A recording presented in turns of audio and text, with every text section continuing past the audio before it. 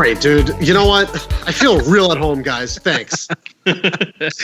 Well, I mean, glad that we have the least most attractive person on the podcast finally. All right. And welcome. And we're out again. To the Down in Front podcast, the official podcast of downinfrontpodcast.com.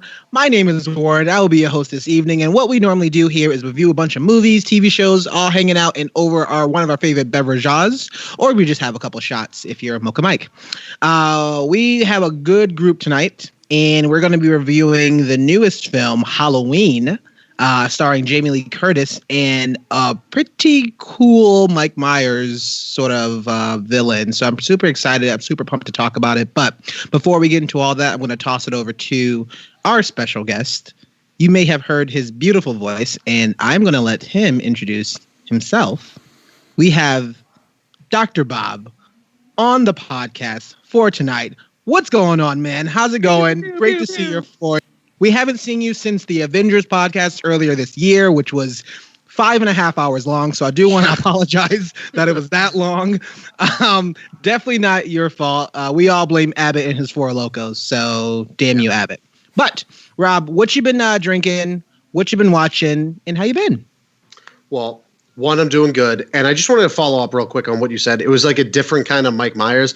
And it was so good to see Mike Myers go from the love guru to this reincarnation of Halloween. I think he made huge leaps and bounds. I think his career is coming back, and I'm looking forward to his next work. He got jacked for this role. Michael Meyers. He also grew like 1.5 feet. God, fucking trolls. Michael Meyers. Dude, get it right. All right, we're here. You're doing the movie podcast, not me. I can't read good. I had a smudge on my computer. It was blocking the rest of the letters. I am doing good. I am currently drinking a Lagunitas Aunt Sally, which is my favorite beer from Chicago. When I was living out in Chicago about 1.5 years ago, the Lagunitas brewery was about 1.5 miles away from my apartment. So I went there a couple of times. This easily has become my favorite beer from them. So every chance I get to drink it, I drink it. And there's only a couple of places in Massachusetts that actually sell it. So I stopped by one this weekend. I needed to get it. For what I'm watching, though, I'm trying to finish season 2 of Luke Cage. And then I just heard the rumors, or no longer rumors, the acknowledgments that Luke Cage and Iron Fist are both being canceled on Netflix. Kind of sucks, but what are you going to do? And I'm also watching The Haunting of House Hill. And that show is fucking incredible. I was watching it with my girlfriend over the weekend, and I was fucking freaking out. And I'm pretty good with scary movies, but like ghost stuff, wait, can't take. No spoilers. I'm on the first episode. It's like the only thing I'm watching right now. I didn't even finish the first episode. Okay, so hold on. Is this a spoiler if The Haunting of House Hill, I mentioned ghosts? Yes. Really? Big spoiler, guys? Yeah. Is that a big spoiler? It could be Swamp Thing. We don't know. Swamp Thing could be haunting the Hill House. Okay, you guys are reaching right now. It's a reach. You know how we do on the Downfront podcast, giving reach arounds left and right. Nice. That's our new tagline. Let me turn around for you guys. Well, Rob, I'm super pumped. I'm really glad that we can actually have you on. I think one of the last times before the Avengers podcast we had. Don't mention it. Well, no, it was a great podcast. We had you on Saw. It was one of our favorite movies of last year. It was actually Jigsaw. It was Jigsaw. Let me correct you again. Sorry, Let me correct you one more time. It was Jigsaw. This is why Academy Award snubbed Jigsaw. This is why we have you here, for you to correct us on all of my mistakes. So yeah, this is very nearly the anniversary of that appearance. Welcome back. All right, we're making this is now a routine every Halloween. Oh, I'm down. Oh yeah, this pretty face is coming right back.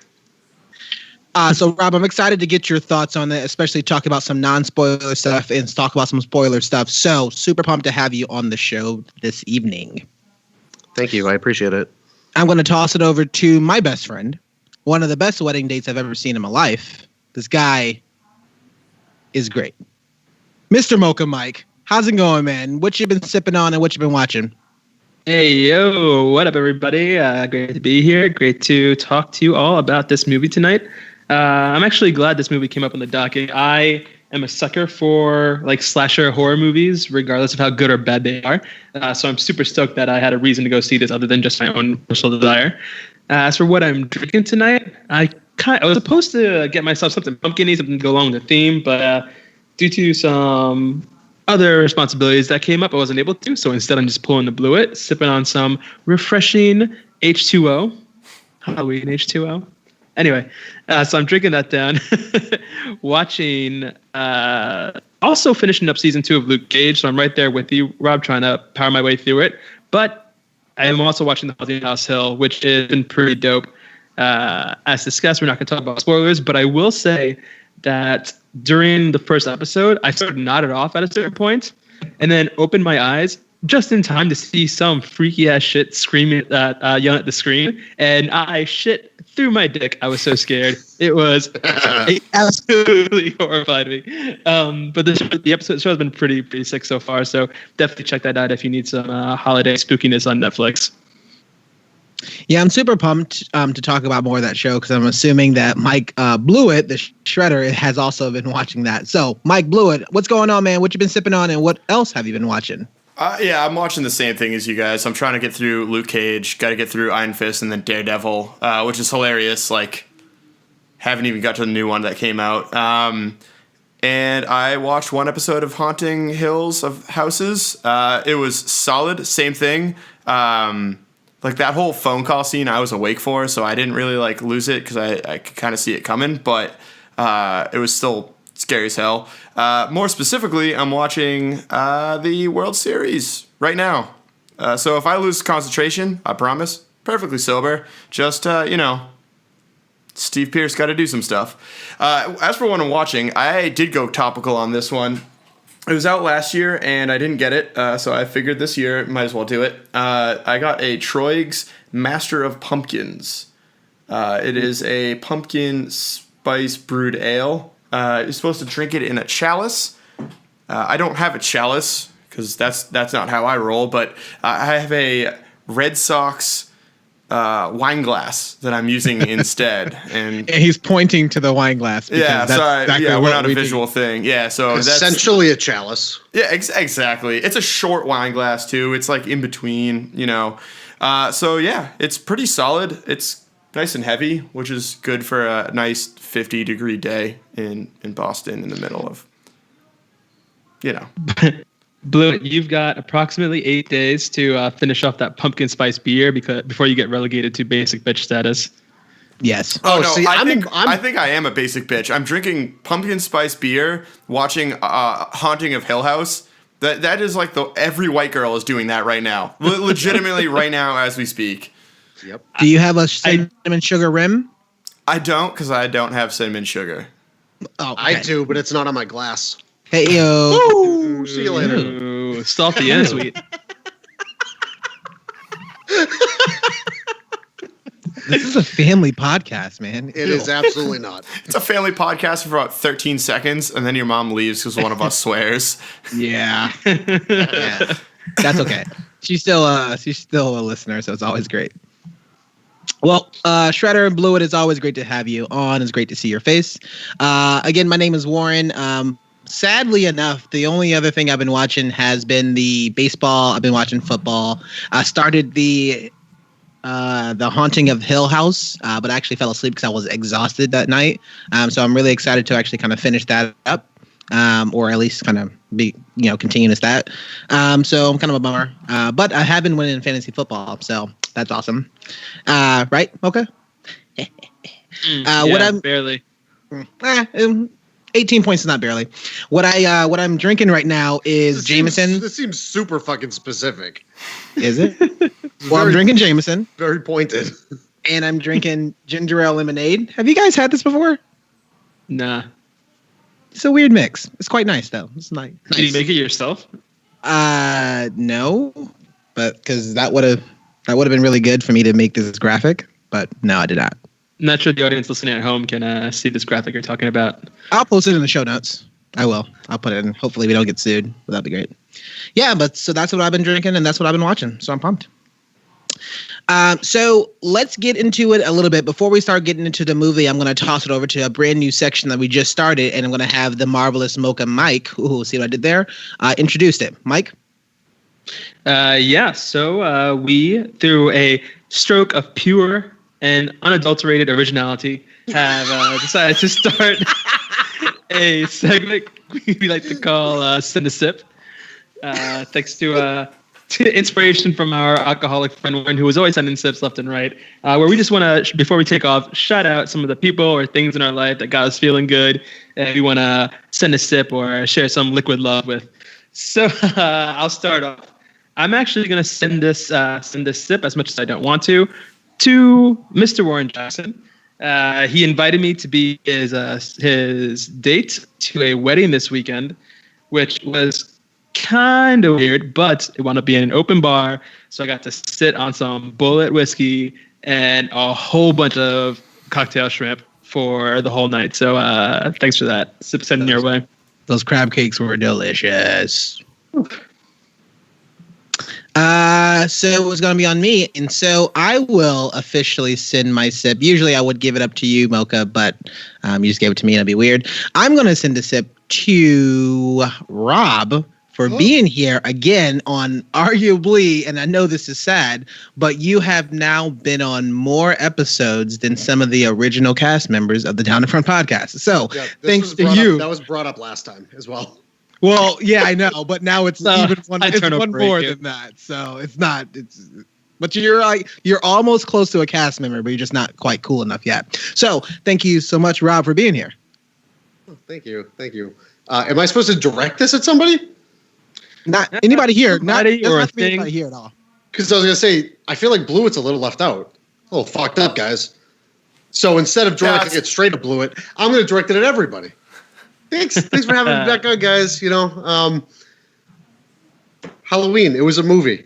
We saw it, and we're going to talk about it right here, coming up next. So much enthusiasm.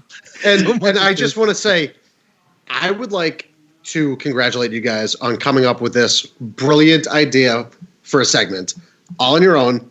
I think it's great. I think you guys are doing great things. I think you get a lot of original ideas flowing around in all your heads, and you're just picking them apart, left and right. Like, boom! Oh, never heard of this one before. Let's throw it in the mix. Thanks, I like man. it. I like it. it. Shout out to Down in Front, the number one shitty podcast on Spotify. Wow. Podcast war. #podcast war. Blewit, what you got? I'm going to send a sip to Jesse Rand because he can stab me in the backside any day. Yikes. We're just going to bookend these things with Jesse Rand comments that he still hasn't listened to any of them at all. Maybe he We're does. going to compile them all one day. Even I listen to them. I listen to all the ones that I've seen and are interested in. Like Venom, I listened to Venom actually this morning. Yeah. But then you guys always review movies that I haven't seen yet, and I'm like, damn. All right, fuck you guys, delete. Well, but you downloaded it, right? Yeah, we downloaded it. I downloaded it. That's Rob, I hope you're downloading our podcast illegally. Just like... so you guys don't get the numbers for it? Kids going to Pirate Bay, just like, Down in Front podcast. Boom. I re-downloaded LimeWire just to get not even LimeWire Pro, just the regular LimeWire is great. Oh, who the hell paid for LimeWire Pro? Would you just download LimeWire Pro from LimeWire, right? It's like, I'm sure a bunch of people legit paid for that. It's like that conundrum when you buy a 3D printer to print a 3D printer and return the first 3D printer. That's so smart. Honestly, I didn't even think about that. That's mad funny. Tell Dom we got his business numbered. Yeah. 4 months going down. I'm pumped. I super to actually talk about this movie. We're going to get into the spoiler section. So if you haven't seen Halloween yet, I'd say stop the recording. Definitely go check it out. I think, especially for right now, there's not a lot of good stuff in theaters that has coming out that's new within the past week. There's still some good stuff from before that we talked about. Stars Born, we talked about Venom. We talked about First Man a little bit. So there's definitely some good movies that's out. And there's probably going to be, hopefully, maybe 1 or 2 good things coming out this weekend. But if you still want to get like a classics or a horror film, definitely go check it out before it leaves theaters. So we're going to give a break, and we will see you soon for a full spoiler section of Halloween. Dude, Venom was not that bad, okay?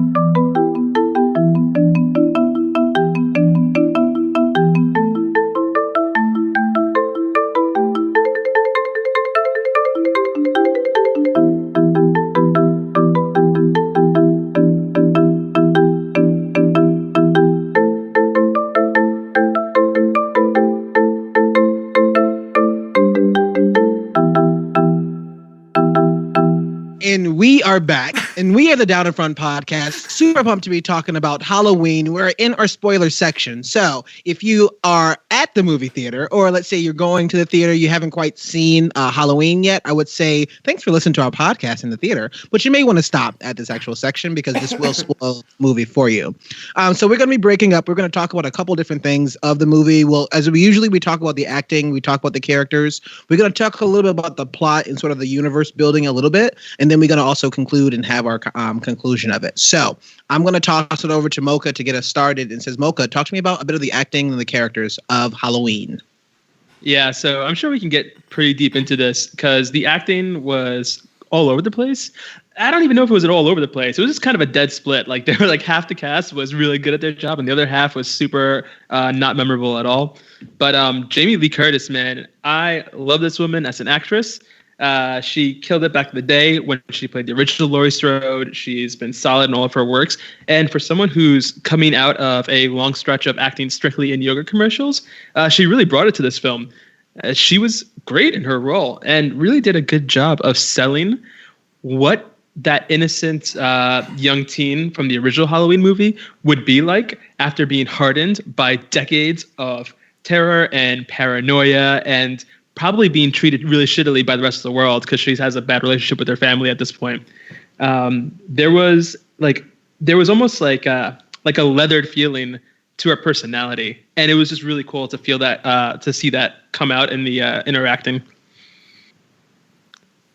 I did like the fact that I just also really enjoyed Jamie Lee Curtis in this movie. I was getting really, really nervous that she was going to play this manic, really weird sort of, basically she has like a couple mental breakdowns and she was just going to have like kind of like one speed this entire movie.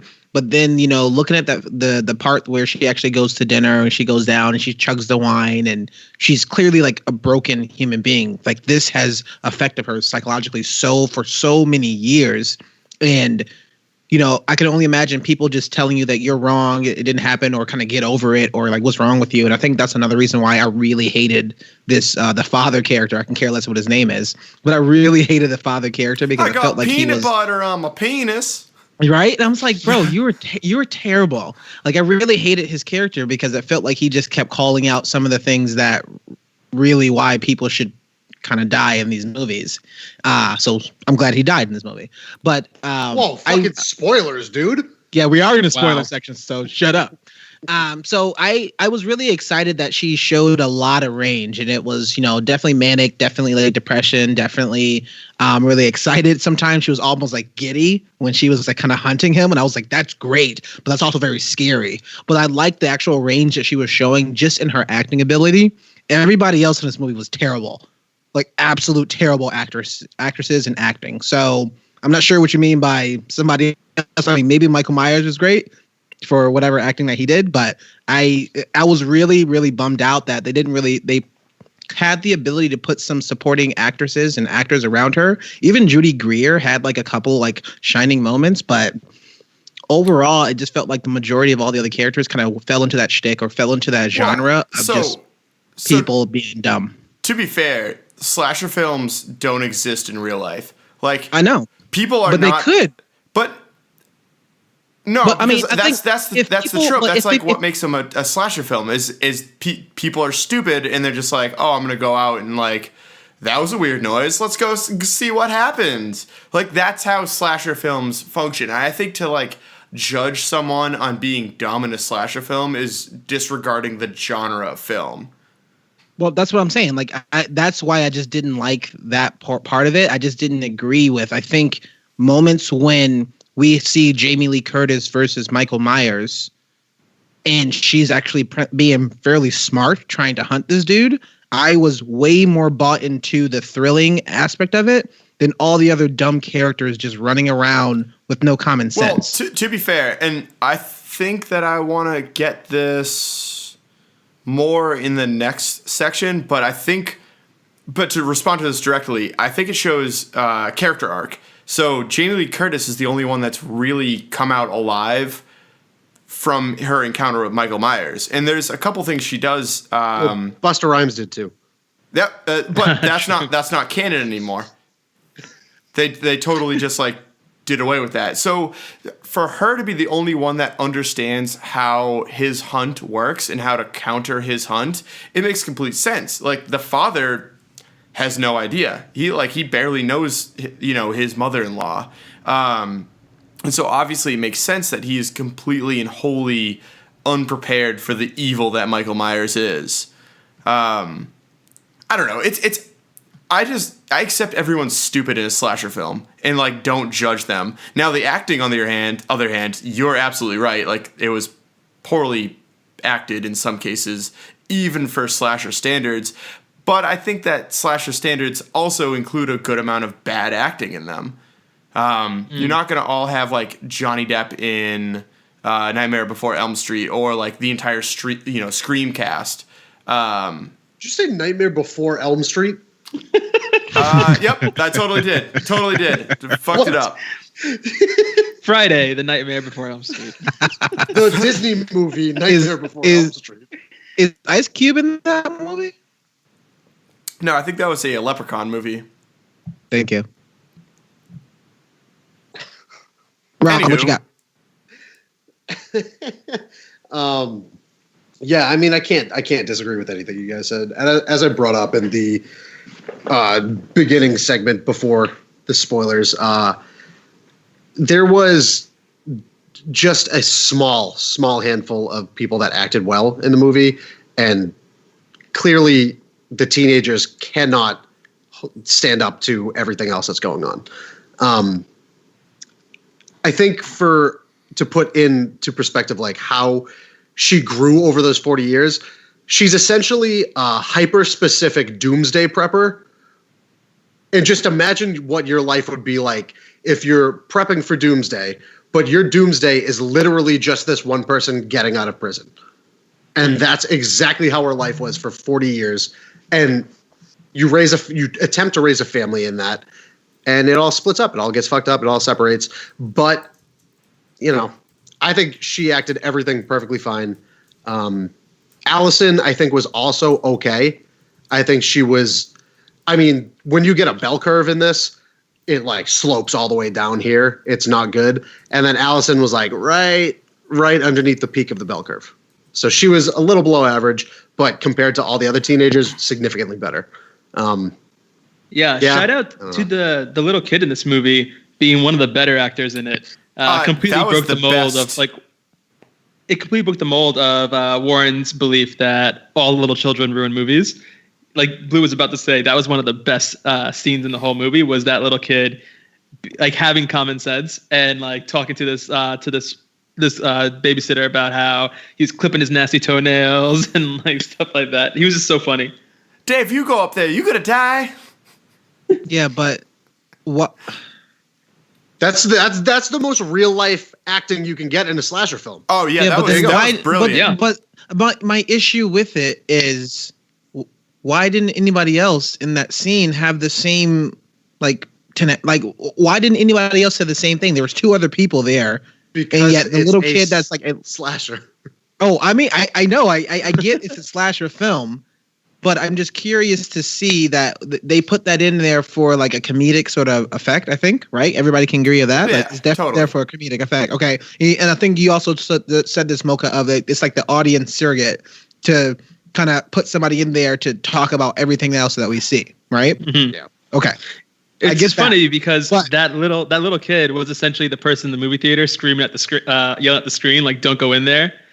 But here's the thing, Warren, is that I can't remember if it was Rob or Blewett who mentioned this earlier, but this movie was, again, a direct sequel to the original 40 years later. And so a lot of what it did was carry over key elements, whether it was in the camera work or in the actual play out of events that you would have seen in this movie, which was a groundbreaking movie in terms of setting the stage for this entire genre. And so you have to have an example of the bimbo tripping and falling and then getting grabbed by the killer. You have to have the trope of not listening to obviously the person who saw what was going on and just going to investigate anyway. Like, these are all tropes that were more callbacks to the genre than it was, I think, bad directing. Yeah. Bad acting is bad acting, but the directing was definitely on point. The tropes had to be there for it to be a true sequel to this film, rather than like a reinterpretation. We can agree to disagree. Sure. We can also agree that you're wrong. So on to the next point. I agree. We have several times already tonight. God, I hate having Rob on because he disagrees with both of you. I fucking hate it. Yeah, because he's got a brain. Yeah, it's called Does hive he? minds, I guess. Well, that means that you all share one tiny brain. Mocha, what else do you have for acting and characters? I think it's one large brain, actually. Yeah. So honestly, I think that in this film, as far as acting goes, and this is kind of going to bleed into the plot a little bit, but we didn't get enough of the other characters that actually mattered in the film. Specifically, in my opinion, Laurie's granddaughter, Allison. This film, part of the story was showing the passing of the torch of not just like intergenerational trauma, but also passing on the role of being that innocent teenager who thinks the world is good and then meets this horror that completely reveals what's shitty about the world to her. And that's what Allison's character was there for. But we didn't get enough of her development as a person. What we got was her and her relationship with her boyfriend, which was a weird focus. What you said right there. Can I just chime in for 1 second? What you said right there is a perfect example of the generational gap between what she experienced, what Jamie Lee Curtis experiences, and then in that 40-year time frame, her daughter never experienced anything like that. So where you even get the line from her, "The world is good, Mom. Not everything's a scary place," or some shit like that. And then it gets to her granddaughter, like you were saying, passing the torch past her daughter onto her granddaughter, where Michael Myers now breaks out of jail. Here it is. Welcome to all of this. Yeah, absolutely. And so I wanted to get more out of that character. Like, why did we get to focus so much on her boyfriend seeming like a good guy and then turning out to be shitty? Because none of that actually mattered for the climax of the film, other than having a reason for her phone to get thrown into pudding, which you could have taken that phone out of the picture in literally any ways and cut out all of that boyfriend screen time for more Allison development. You read my notes, didn't you? Because that was literally verbatim what I wrote down. No, actually, I didn't. I'm just looking at my notes. Yeah. So the first time I saw the boyfriend, I was like, he is going to be the first character that we know who is going to die. And he didn't. That's like that is the biggest plot twist I've ever seen. Like, that dude was the clear 80s douchebag character, and he lived through the whole thing? That's unbelievable. He didn't even show up in the second half. Yeah. Hold on. We're going to call it right now. He died off screen. Had to have. He got alcohol poisoning. Really? They tried to pump him out of the hospital. Died off screen. Well, it's because all the cops. That's interesting. All the cops this and actually brings up EMS services were going to what's it called? Like the murder victims. So he just got alcohol poisoning and fell down, and no EMS was around to like revive him, and he just died at the school. Dude drowned in his liquor and pudding filled vomit. But here's an actually trope that they didn't follow through with this movie for. In so many late 70s horror movies, one of the things that immediately leads to you being marked for murder is sexual deviancy. We want to talk about like Friday the 13th movies, where every movie has like two teenagers banging who get stabbed. And that was that character for this movie. He was the, quote unquote sexual deviant. He was the one who was like making moves on this other girl, broke the innocent Allison's heart. And while that wasn't a straight up sex scene, obviously, it's still in line with that. And so as soon as that happened, he should have immediately been marked for death if you want to stick with the tropes that this genre has. I think they almost forgot about him. Like, they literally just like made the movie and got midway through, and they're just like kind of like literally just forgot to write lines for him and keep him in the movie. And then, like, at the end, they're like, oh, shit, I guess that was unresolved. It was a weird split right down the middle, too. Because I want the whole see half, it was all focused on them two. And then, boom, split right down the middle. He's gone. Forget about all of them. Here we go, family. They're going to have a super awkward reunion. Like, half their class got killed, and then they're going to have to go to high school the next day and be like, oh, shit, you're still here? That's going to be mad weird. Mocha, I thought they did a little bit of the sexual deviancy with the humping of it and the kissing and the making out of the two that like ended up dying. I thought it was a little quick. But you're absolutely right, Warren. It definitely wasn't as much as we have seen, at least in other movies in the past. Like literally people having sex and they're being naked and they die while they're naked. So I think they definitely did a little bit of it, and I think he kind of didn't want to go through that stereotype or that not stereotype, but that what were you talking about? Like that trope. There we go. Yeah, he didn't want to do it through that trope again. So I think he kind of changed up a little bit of it and having a weird motorcycle scene of the motorcycle falling down. That was weird, but I think he kind of abandoned that idea.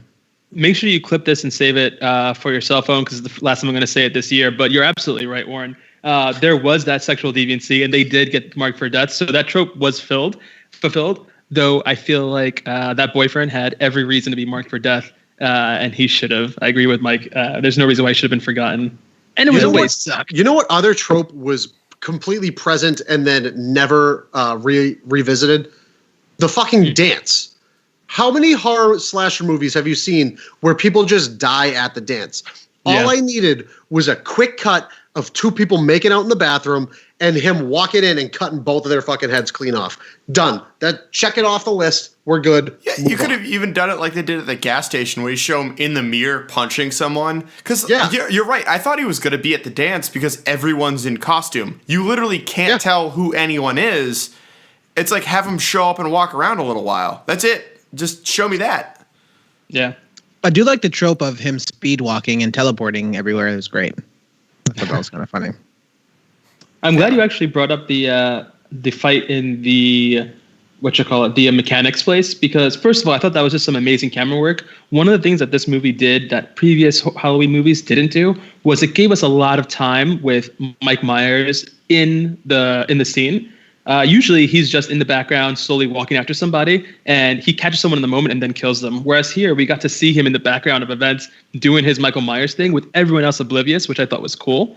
I feel like they creatively blew their load with that mechanics scene though, because him coming into the bathroom, quietly walking up to the door, and then reaching over and dropping that guy's teeth onto the floor in front of that girl was like a really creepy moment. And I feel like the rest of the film didn't have that level of like nuanced creepiness. It was just you get stabbed, you get piked, you get pushed, like stuff like that. But yeah, that first scene was really good. To be fair, that is kind of a change of character for Michael Myers. Michael Myers isn't someone who messes with his victims. I agree with you. I like the scene because it was like super creepy and like it was poignant, but it was definitely a change of character for that particular person. I will say that's more of a Freddy Krueger vibe. Right. He's actually messing with it. Like Michael Myers just stabs things. That's his shtick. Him and Jason. Yeah. There's no real like thought behind it. Yeah. I enjoyed the visual horror of seeing the corpse of the mechanic with his face down on the table and his jaw completely ripped open. Like just that's a quick shot. That was just like beautiful stuff. They did do some great just minimal body horror with it, where like you see 3 or 4 people with their neck completely snapped and just vertebrae poking out of their neck. Yeah. Or the Mountain of the Viper scene. Yeah. Where he gets his Yeah, that was cool. Yeah, you get some ground beef sandwich. Mocha, I will say that I love that we spent so much time with Michael Myers and just didn't learn anything about him.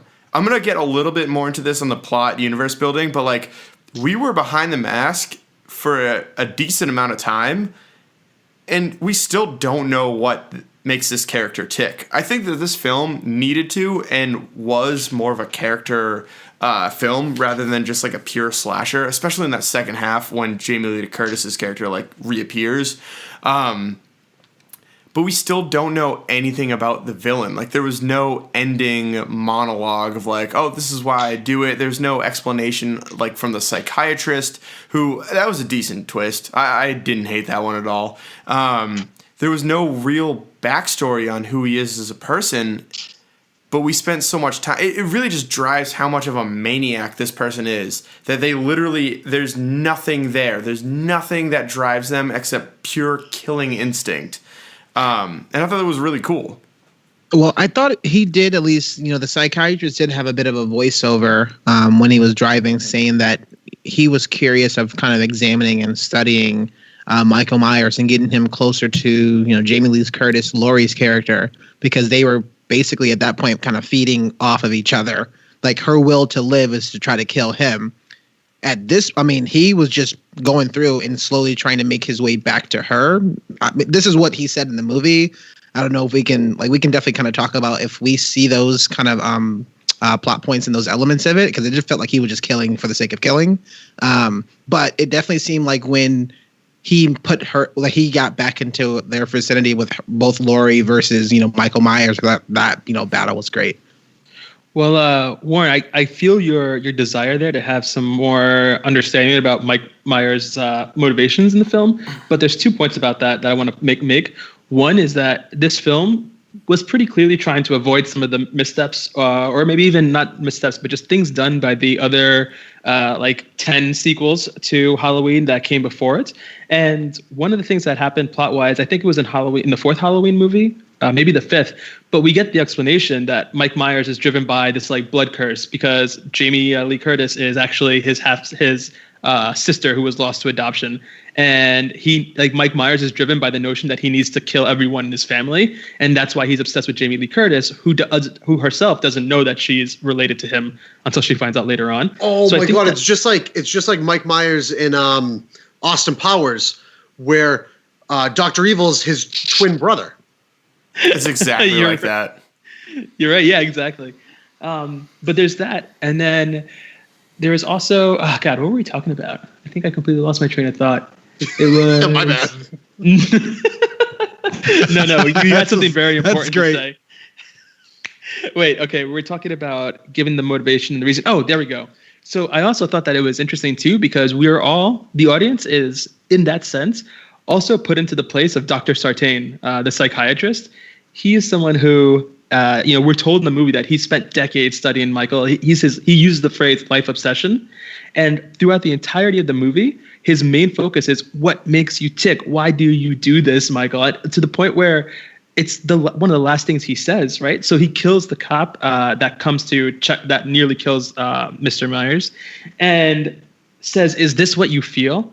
And then takes him on that road and says, I'm gonna put Allison in the back seat with this madman, and when he wakes up, we're gonna find out how he reacts to you, because I need to know what's driving him. And at the end, it doesn't matter because Mike Myers just turns on him, crushes his head, and we never get to find out. And we had that same frustration that he's had to live with, to the point where he was driven crazy just by this man's presence and his stoicism.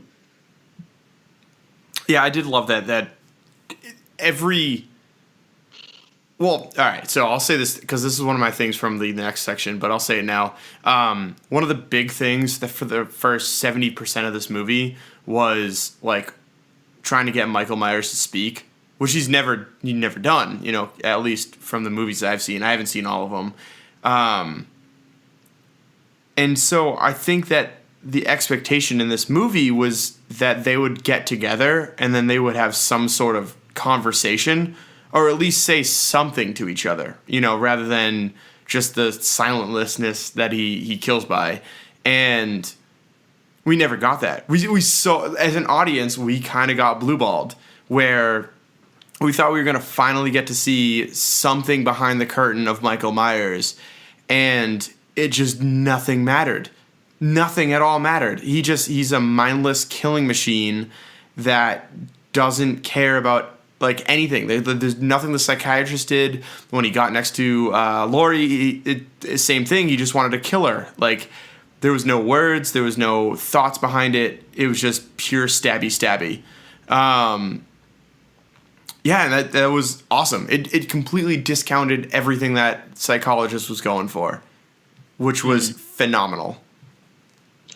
I'll also say too, Blewett, since you mentioned that opening scene, I want to give a shout out as far as characters go to the Michael Myers mask, which I think is a character in and of itself throughout this franchise.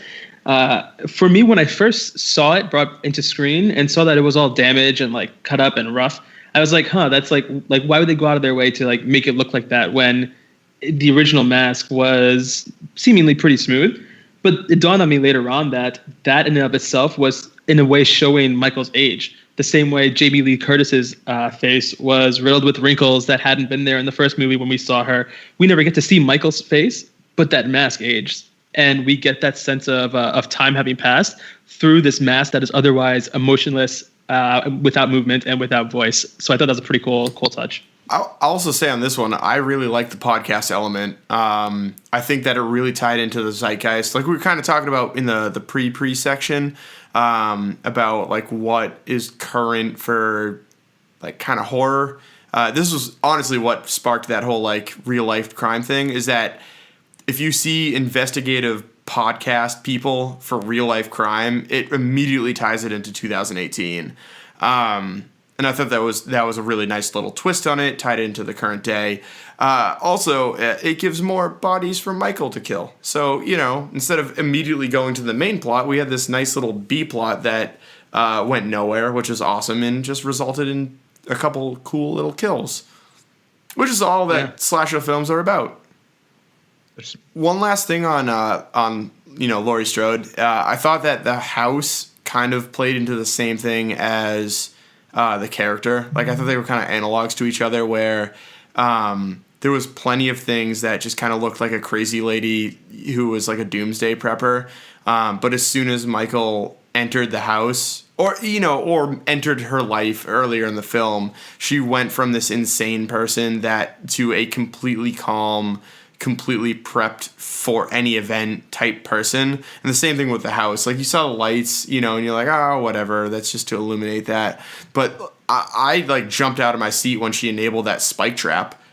They never referenced that earlier in the film. And to see that come out of place, and to see her final plan of like, yep, he is definitely going to break into the house, 100% going to get into my secret hidden lair, and I'm going to trap him in the lair because I know that he's going to get down there and then light his ass on fire. Like that, it went from every room was trapped. Yeah, every single room was trapped. Yep, it went from a crazy old lady to like a woman with 40 years of preparation on this. And I thought there was a nice little twist on it. Like, for a movie that wasn't an M. Night Shyamalan type thing, it was a nice twist to see the crazy lady come out on top-ish. I really loved that house. I love everything about it. And I think, one of the small things I do enjoy was when she was kind of going through hunting through the house for Michael, which I thought was also in itself pretty badass, because I feel like we haven't seen that, or at least I haven't seen that yet in a movie, of when somebody's trying to hunt and they're going through and clearing the rooms, and every time they're clearing it, she's closing the gate behind her, so nothing can kind of come back from her. And nothing can come like behind her. So I thought that was actually really, really cool. I really enjoyed that moment of it. But I also enjoy the moment of kind of Judy Greer in the end, like, I guess, kind of baiting Michael into that, which I'm not sure if that was something that, they had planned, because when we were seeing Judy Greer and Jamie Lee Curtis character, it felt like they had like a definitely a fractured relationship of how she was like being brought up. But did they plan for that moment at the end to bait them down there? I was like, okay, yeah. I guess that works, but all right. Yeah, the implication was definitely that it was planned, because, she talks about how that basement was her childhood. And we get short little flashback scenes where Laurie Strode was showing the young Judy Greer how to drop the shutters on the rooms, and showing her, like, helping her build things in the basement. So Laurie had that plan for a while, and her daughter was definitely raised with that plan in mind, which was also another nice tie-in to the whole intergenerational like trauma situation, because when push came to shove, no matter how much she had turned her mother away, when the realization came that shit, she was right and we're all fucked, that training kicked in. And that's why she was able to why she intentionally lured Michael in to that area, got him with the gun, and ran back upstairs in order to help lock him in. Well, one thing, so I thought you meant they as in like the screenwriters, and I was like, well, they definitely planned it because they wrote it. Sorry, that was a little confusing, but I found that humorous. No, okay, you're definitely right. It I don't know if the line was definitely improvised, but the plan set in motion was completely and utterly like that was going to happen. Like we were talking about before, Jamie Lee Curtis prepared for Michael to break down every outside defense and get into her safe room, which I hated, by the way. The fact that the floor was wooden was stupid. I thought that when he picked up the poker, I thought he was going to poke the floorboard, rip it up, and then jump down. Like I've never seen a panic room that's not been metal on every single side. That was kind of a stupid design. that was a great design of a panic room. What are you talking about? She got to deal what she had to deal with. The roof was penetrable. All you had to do was take an axe and fucking rip the floorboards up. I think it was intentionally penetrable so that she could try to shoot his dick off, which she tried to do. She missed the shot, but I think it was just another option. Michael wouldn't have known that floor was penetrable. Just another way to like, kind of track him as he's walking above and shoot for that dick. Or it was all planned all along. Tinfoil caps one more time. guys, everyone. Tinfoil caps, please. Thank you. Okay, those will do. Maybe this was planned ahead all along. Make it so the floor is wooden. They specifically shoot up through it on purpose to leave the cliffhanger at the end, where we're deep into the spoilers at this point. Where at the end, when they burn the house down and they zoom back into the panic room, he's not there anymore. Maybe he punched his fucking way out. Halloween reboot number 2 coming back for Allison. Yeah, apparently they signed for a sequel already. Yeah. There you go. Halloween 2, Electric Boogaloo. Yep. Yeah. I hope they actually call it like Halloween 3 coming back for Allison. That's a great name. At this point, they have to call it Halloween because they already have. They should just go with Halloweens, like the plural. Or it could be like Jig Halloween. No, shut up. Shut your mouth right now. Because when you want to reboot Saw, you just make it Jigsaw. Or Happy Halloween. That's not bad. It's just called Trick or Treat. That's not. No, I like Happy Halloween a little bit better. That's not a bad title. I would maybe go watch that movie. Huh? Reboot the franchise? Huh? Guys, you listening? One last thing on Laurie. I feel like I keep on just thinking of these things.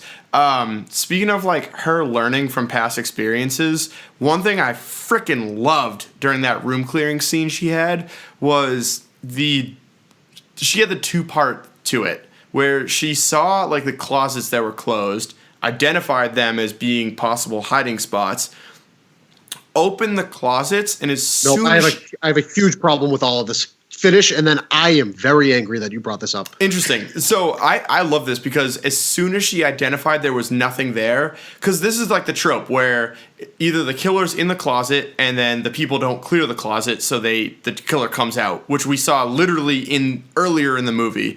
The second part of that is that you get afraid of the closet, so you kind of go and gingerly look inside of the thing, and then the killer appears behind you and stabs you.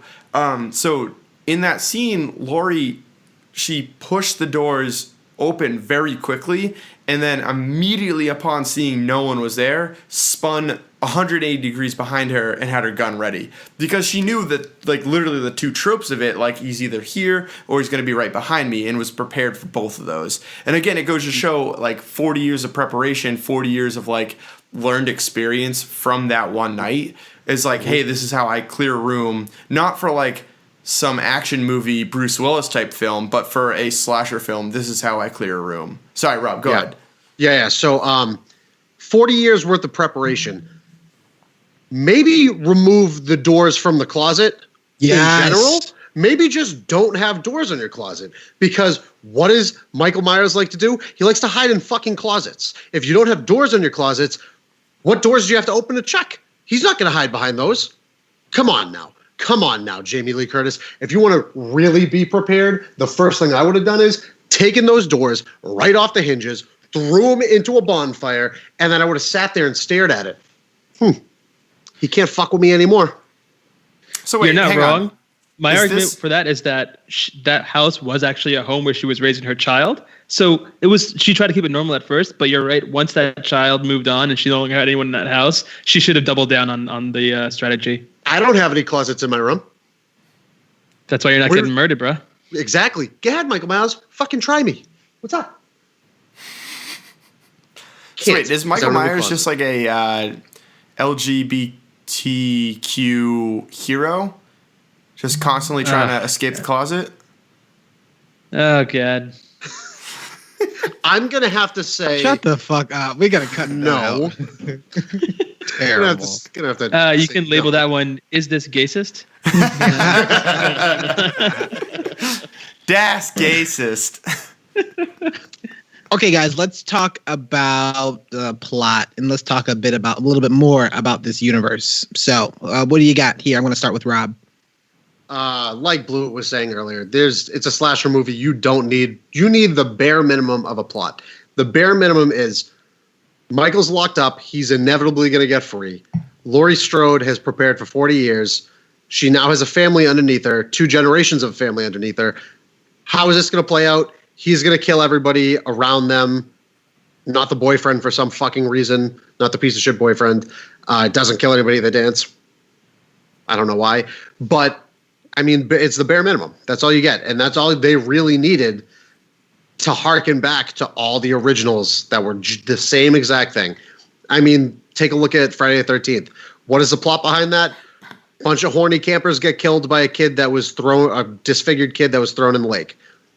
That's it. How do you think, like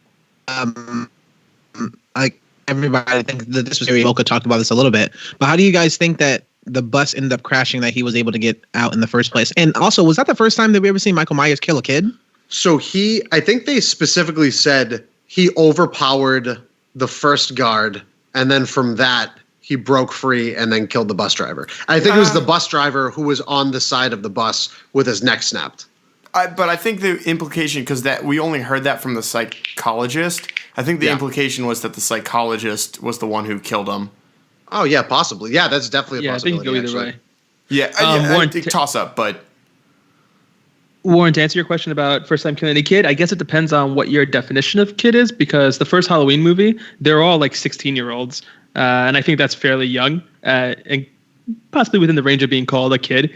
But he murders a lot of young people in that movie. So, but that kid was like no more than 9 or 10 years old, I think, in this movie. Right, which is why I said it depends on how you define kid. Yeah. Also, shout out to that kid. And this is something that the writing in this, this line, that scene between the kid and the father father goes, "Oh, we're going to go out hunting." And the kid goes, "Oh, I don't really do that. I'm missing dance practice." Shout out to that kid, and shout out to them to putting that in that movie, because I'm like, oh, these characters have some substance. No, they just died. Okay, well, never mind. But thank you for putting that in. I thought that was cool. That was a weird thing about this movie. Not weird, but it was just interesting to me that there was comedy in this movie, and it was entirely focused on the youngest members of the cast. Both that scene in the car ride, like I was laughing when the kid was talking about missing dance practice, and also the little kid that was being babysat. I think that harkens back to Danny McBride being an executive producer on the film. Like, what do you screenplay writer? Oh, yeah. There you go. So he's known for all of his comedic routines, and I think it paid off in the end. I also read that he was a huge horror buff. So you put 2 and 2 together, this is what you get. I think you get 4, but God damn it! Shut up! Fuck! I hate laughing at this stupid joke. Rob's luck is so disappointed right now. Well, it's wasted so much time. Mocha, what do you got about the plot and a bit more about this universe? So I've already gone into a bunch of things that I liked about the movie, and one more thing I'll add is the fact that there was an unexpected amount of authenticity to the family drama in this movie. Like, I thought that they actually did a pretty good job of showcasing what it might be like to deal with a family member who is seen by one side, part of the family as being problematic, and what that could also be like from the other family members that want to have that experience of being with them. Like, it made sense to me that Judy Greer, having experienced her mother's trauma, was frustrated and angry at her and keeping her out of her life because of the negative effect. And it makes even more sense that Judy Greer's daughter wanted to have a relationship with their grandmother and couldn't understand why her mom wouldn't just put aside whatever issue they had in order to have them be a family. Like, that's real stuff right there. And it was just surprisingly authentic for a movie that wasn't actually just like a family drama. As far as though, go ahead. Yeah, I think even going on that though, how does the father fit into there? Like, do you think the father of Allison and Judy Greer's husband, do you think he was like coming to the defense of Judy Greer and how she was raised up? Because he was also very negative, very abrasive, very like aggressive to Laurie in this movie. And it was really easy for us as the audience to dislike this person. And I think when he showed up on screen, there was two people I really wanted to die. This random black cop with a cowboy hat on, and that character. And so wait, what? Wait.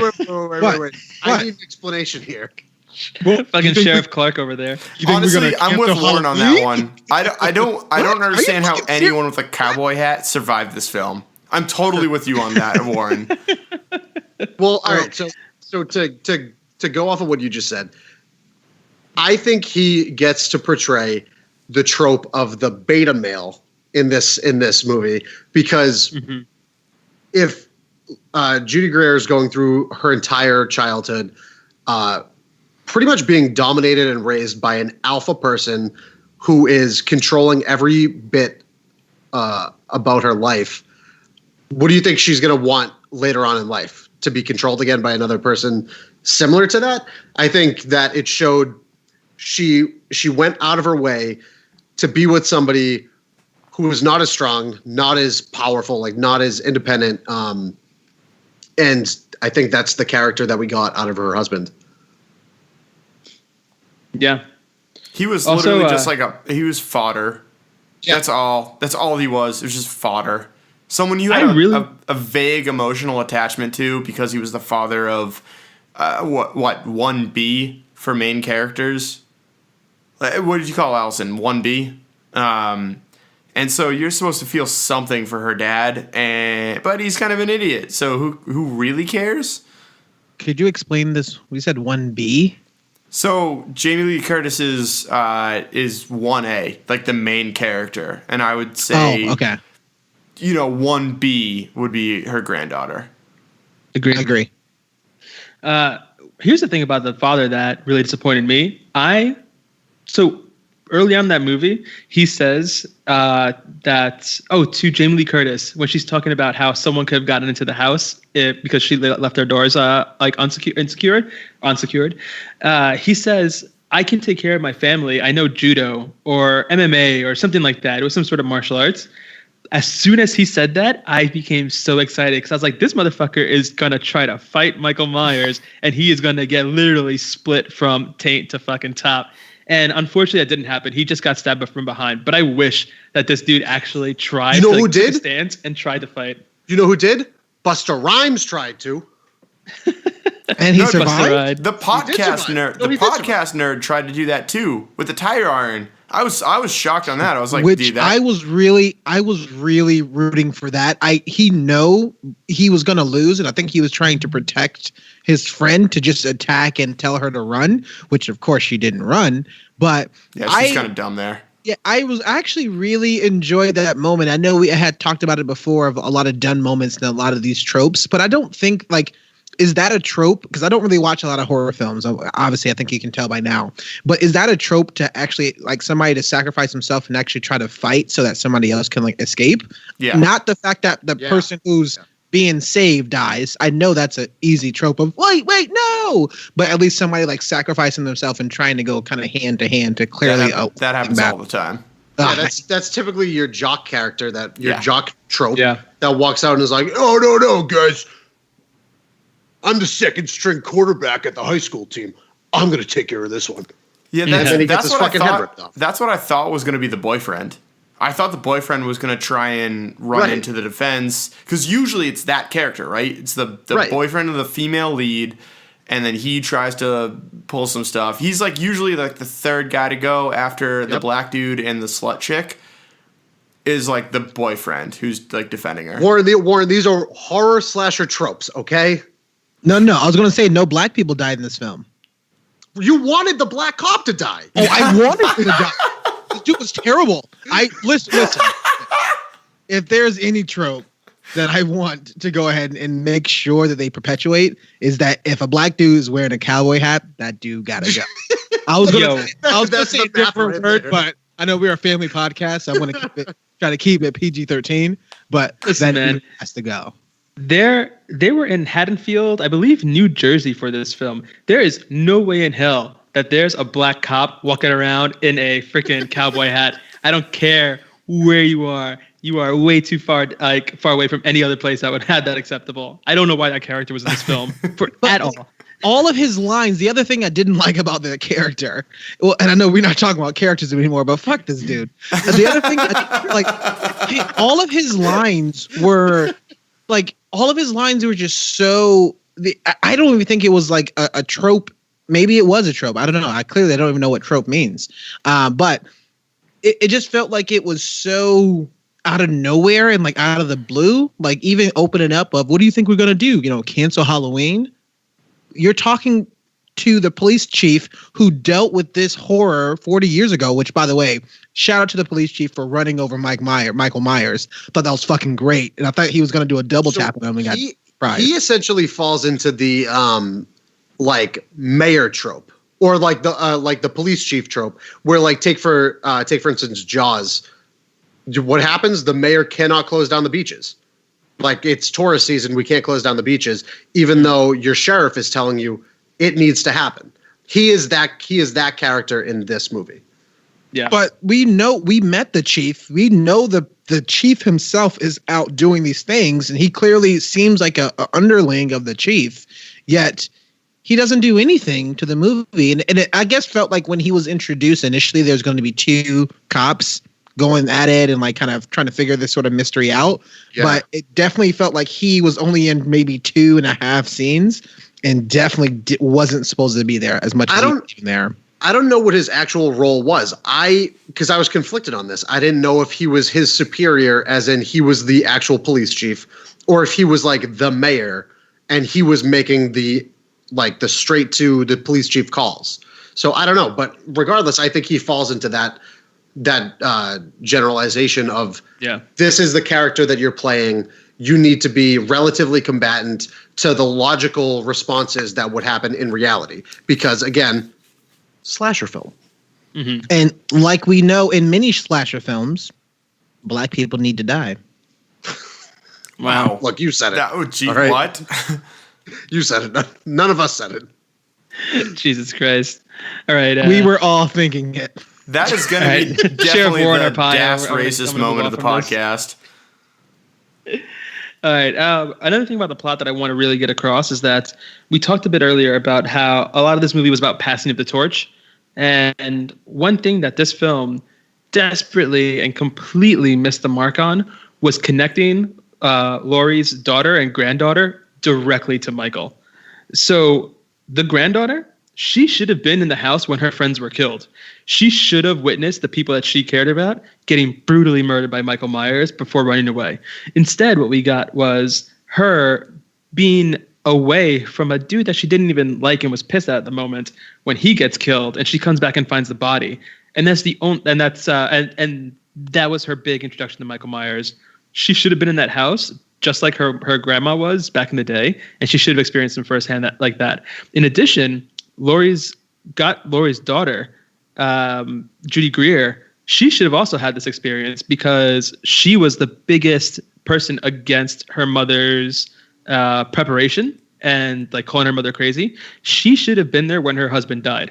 She should have absolutely witnessed that happen. It was in the house. She was in that house too. we should have seen her maybe try to warn him not to go out there. He goes out there and gets killed. And then she has that firsthand experience with a loved one getting killed by Mike Myers too. Just to really bring home the fact that they were wrong, Laurie was right, and now they are even deeper connected to the situation. It would have made for a bigger payoff at the end where they all work together to kill Michael Myers. Well, Mocha, I would have loved to have seen them all been on the porch in that scene, because I think that you should have had the one confrontation look without actual action, because as soon as she locked the door, as soon as the husband got killed, she locked the door, and then Michael Myers had to break in. And that scene was cool, but I think they should have been on the porch, watch the strangling happen, and then Michael Myers turns around, looks at both of them, grandma and then, mother, and then gives her the finger guns, and then they run inside, and then they have that oh crap, this is very real type moment. I 100% agree with you. And then he turns around and shoots a finger gun into the woods somewhere, because that's where Allison was at the time. Double finger gun, and then he winks. Then he winks at them, and she screams. Yeah. and then send a sip to finger guns for that being a thing of this 15 podcast. 15 minutes later, she runs into a field full of fucking mannequins. And boom, she's at the house. There we go. Well, who freaks out over mannequins? I would totally. If I run out into the woods and I stumble upon a bunch of mangled up mannequins, I am freaking the fuck out immediately. Especially if that was immediately preceded by some dude stomping some dude's brain into she didn't sloppy see Joe. That, though. Yeah, she did. No, she didn't. She was already gone. She already had ran away at that point. I thought she was watching from the trees. No, what, the trees? No, she had literally ran away and had no idea what was even happening at that point. I'm pretty sure she saw that from the trees and then started running. I'll go watch the movie again tomorrow, and I will confirm. Dr. Bob, hop on LimeWire. We need to review this right now. Wait a minute, guys. This is going to take 8 hours to download. Dr. Bob, our podcast will be half over. Dr. Bob, I do want to go back to a small sort of query that we talked about of why the black guy should have died in this film. We're really going back to this again? Yeah. No. It's a bunch of white people. I feel like this would not be appropriate. No, but you were correct. So I actually didn't pick up on this, and I'm curious to see how you picked up on this. So Omar Dorsey plays Sheriff Baker, whereas we get Officer Hawkins. Yeah. So he technically was above him and was like, we're not going to shut this down. Shut up, old timer, sort of thing. Well, the reason why I picked that up is because I watch a shit ton of these movies. Oh, I thought I was going to say because he had the cowboy hat on. Oh, right. Because that is a requirement if you are the sheriff. You need to have a cowboy hat. It's kind of like the talking shell in Lord of the Flies, where whoever holds the cowboy hat has the authority in the town. Yep. Bro, spoiler alert for Lord of the Flies. Come on. Yep, the book that came out 60 years ago and the movie that came out 30. It's Halloween. Spoiler alert. I didn't watch sandwich it. Right in between. All right. The last thing I do want to kind of bring up here before we kind of talk about our conclusions is I actually enjoyed a lot of the action sequences in this movie. Not so much of a lot of the deaths that happened off screen. I know, Mocha, you had talked about that a lot, and you definitely mentioned that how much it was kind of a bummer that we saw probably 1.5 deaths on screen. But definitely less than 3. But I like when basically the entire ending sequence of when Laurie actually went hand to hand and toe to toe and with Michael Myers, and even to the point where I thought she was gonna die. She was getting punched in the face, and she just kept kind of going, and she was being the aggressor too. And finally, thank God, as she was being held, she blasted off his fingers, which I thought was kind of great, and he got shot multiple times, which I thought was also great. Even the small little montage that we got of her practicing guns, and I thought it was great. Anybody get a weird John Wick scene of her practicing all these bunch of different guns on all these mannequins all the time? I thought that was great. She was pretty good from a tactical standpoint. Not as good as Wick, but I hated John Wick 1 though. So John Wick what? Oh, he's trolling. He's trolling. I'm not trolling. Trolling. You can go back and listen to our reviews. I hated John Wick 1. I thought John Wick 2 was decent. I am unsubbing. John Wick 1 was a masterpiece. I will no longer download this from LimeWire. Thank you very much. Okay, you can download from the regular show. Rob and Mike, what do you guys have to say about the plot and any more about this universe? I mean, again, they didn't need much to sell me on it. I wanted to see a throwback slasher movie. I got it. I was satisfied with the outcome. I didn't, just like we spoke earlier about Venom, I didn't go in with crazy high expectations. I went in thinking to myself, I want to see a cool slasher film. I want to see people get destroyed on camera. And I want to see a relatively decent resolution at the end with a possible cliffhanger to lead into a possible further sequels. And that's what I got. And I left, happy with what I saw. Again, there were still some minor gripes that I had with it regardless. I don't know. It was serviceable. Warren, so I'll say this.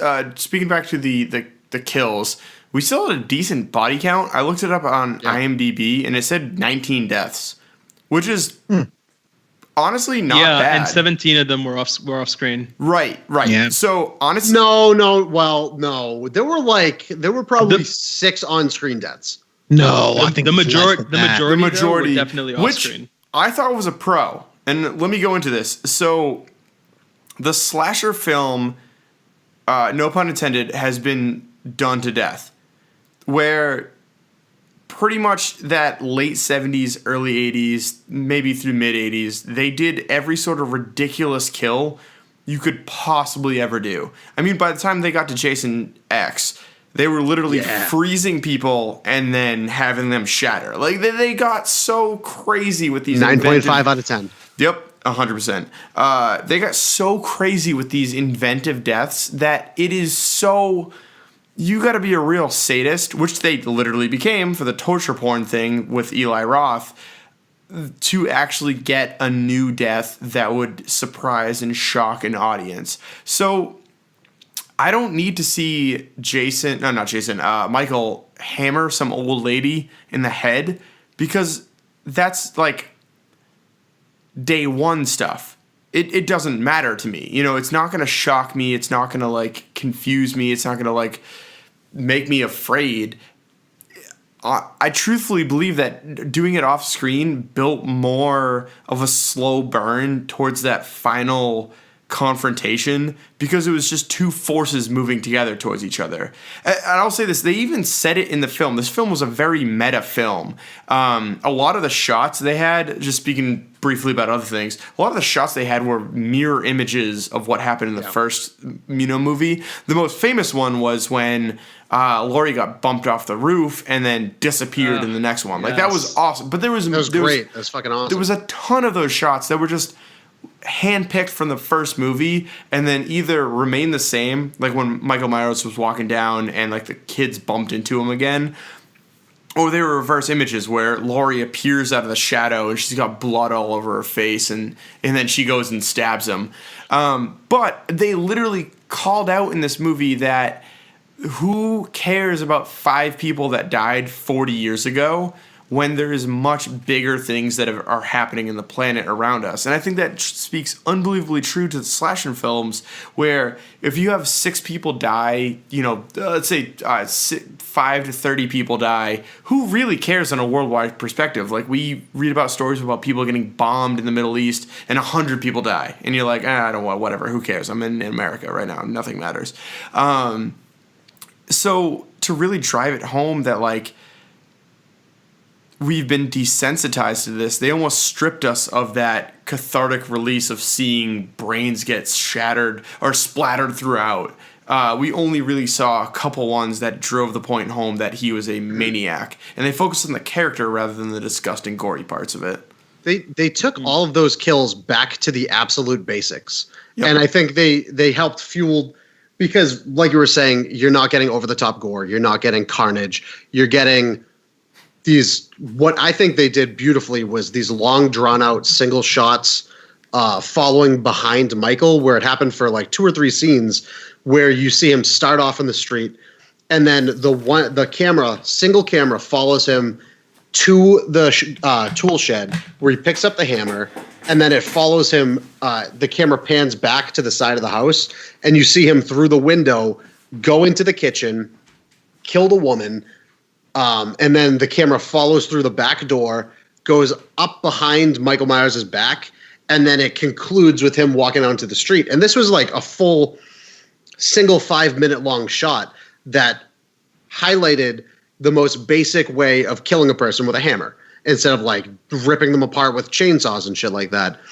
But it was sort of like a roller coaster where it starts off super slow where he's just walking down the street, and then it peaks up, and then boom, he kills somebody all in one shot, and then it concludes with like a shrug at the end, and then he walks into the street. And I thought it was done perfectly, and I thought it helped emphasize the few on-screen kills that we did get, and then the serious nature of how basic they were and how effective they were. Because in the end, if you're killing somebody with a lawnmower strapped to the ceiling or a giant fucking blender like in Jigsaw, and you fucking lower somebody into it, what happens in the end? They die. What happens with a hammer? They die. But it was shot beautifully well, and I really enjoyed those scenes. I think you like Jigsaw more than you think you did, because you keep mentioning it tonight. Yeah, because I'm having PTSD because you guys brought it up twice already. You want to play a game? No. No, the game should have stopped after get 2. out of here. Oh, man. So let's move into our lasting thoughts. So a couple of questions. Would you recommend this movie? If you do recommend this movie, what movies would you tell people to watch? Overall, what do you think of Halloween? Yeah, as far as my lasting thoughts, this film had every reason to be way worse than it was. In the process of wiping the slate clean of all the previous movies and the jumbled mess of stories that they came up with, it erased that mess and gave us a clean continuation of the story.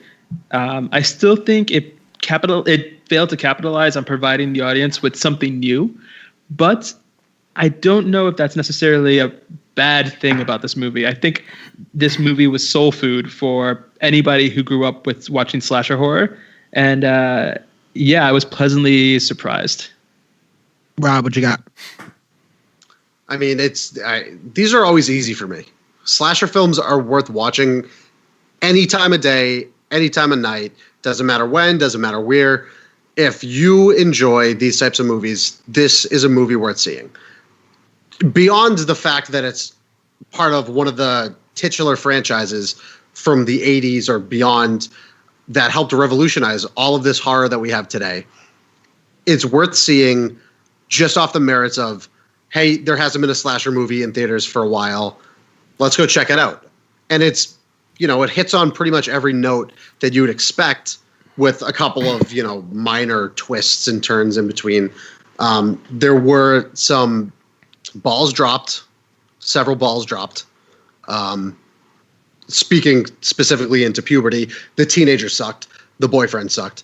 But yeah, it's worth it. I had a good time with it. Like I said earlier, I went into it just like Venom. I didn't have super high hopes for it, but I left expecting the reaction that I got as I was walking in.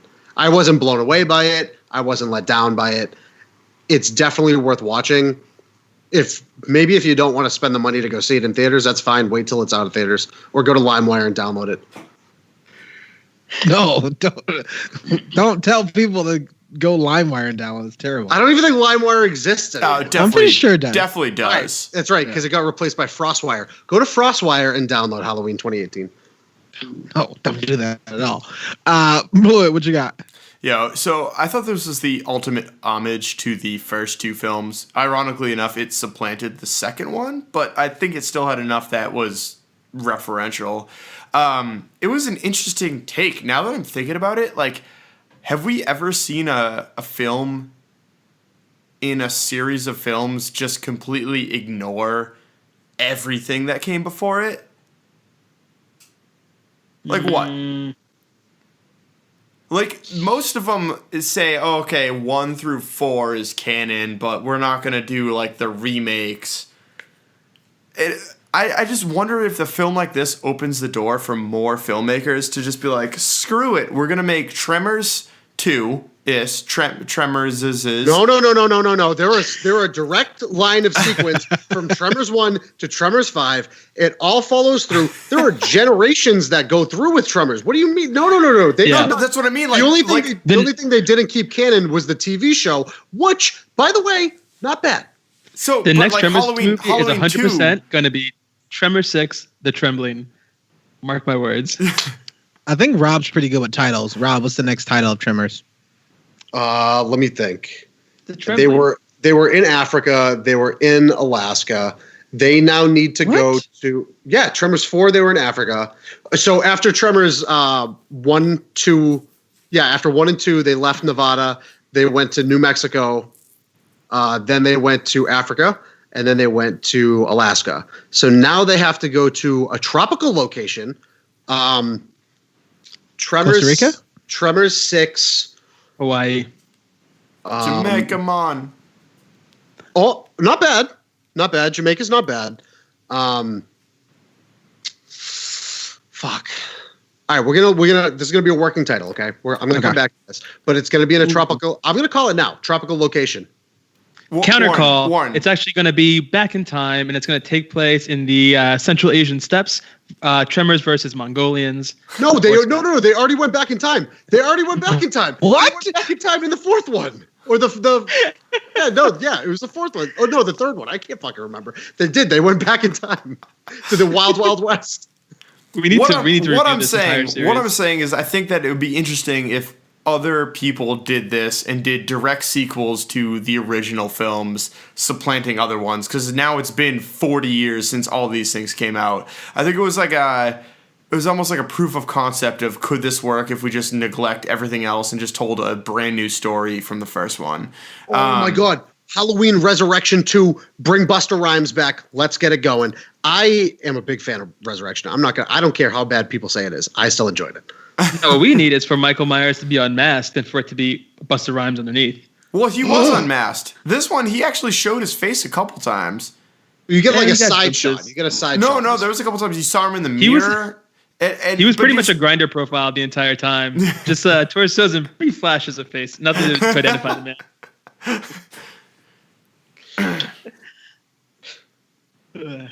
I'd say go see this movie. It was fine. Cool. I had a fun time in it. Especially the fact that I don't like horror genre. I don't like a lot of these silly tropes. I actually enjoyed this film a lot. I at least liked it. They kind of did some things a little bit different. I think Blue had mentioned this probably before, but I really like putting the camera on Michael Myers and make him feel like a victim. I thought that was actually pretty cool. We've probably seen it at some point in other movies, but I think this movie was definitely great, especially because we just recently reviewed Hellfest and how shitty that movie was. Please go save your money. No, I still haven't seen it yet. I want to see it. I know. I said, please go save your money. Yeah. Go to LimeWire, download FrostWire, and then go and actually. You should watch Bloodfest. It was created by Rooster Teeth. Ooh. This is like a shitty B movie, but it's worth seeing. It's pretty much Hellfest is a shitty B movie that went out in theater, so I think you may enjoy it. Yeah. I will. I love those kind of movies. I don't know if you're gonna like this one though. Probably won't, but whatever. Yeah, I don't know. We'll see. Better than Jigsaw. Yeah, it is better than everything. Anything is better than Jigsaw.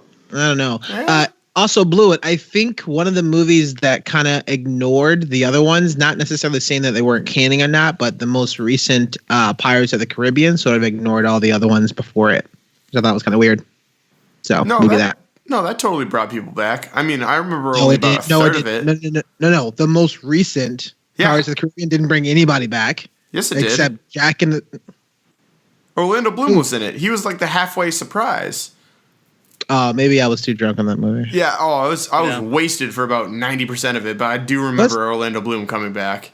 Well, spoiler alert for that movie. Sorry. Spoiler alert to the people that saw it. Spoiler alert for Warren, who saw it. He was just too drunk. That movie was terrible. Ugh. Oh, it was so bad. I'm so glad I missed that one.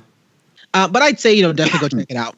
Definitely go check out this movie, especially because I think so far, and we've seen a lot of films this October. October ends, next week? I think this is probably the closest sort of horror film that you're actually going to get this year in October. So I don't know what's going to come out in November or December, but in October so far, I think this is the biggest one that's in theaters. I'm sure there's probably a lot of better stuff that's probably out of theaters. So if you do know some better things, holler at us and let us know.